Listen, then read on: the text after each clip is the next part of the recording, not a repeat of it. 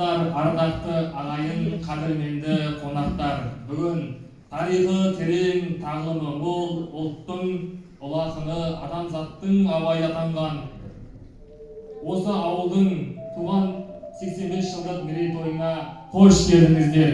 Бүгін ауылдың өткені мен бүгінін бірлігі мен берекесін ұлықтайтын ұрпаққа өнеге болар күн. Бүгін даналық пен парасаттың, өнер мен өрліктің ұлы символы, ұлы ақынның 180 жылдық мерейтойы.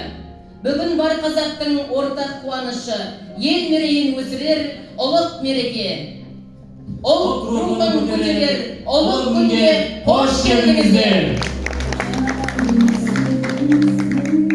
Абай жылы, даналықтың даңғылы, абай әні, адамзаттың жан нұры.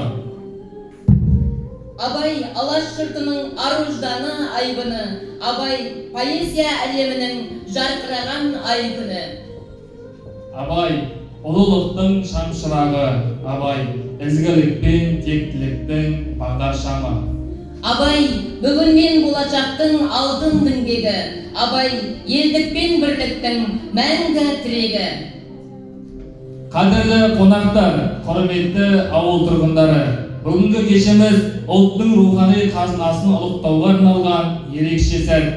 Абайдың қалдырған мұрасы халқымыздың мәңгілік шамшырағы.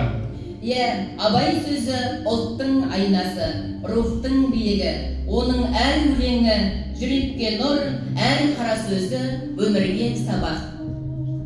Ендеше оқушыларымыз Абай өлеңдері мен қара сөздерін тереңіне оқиды.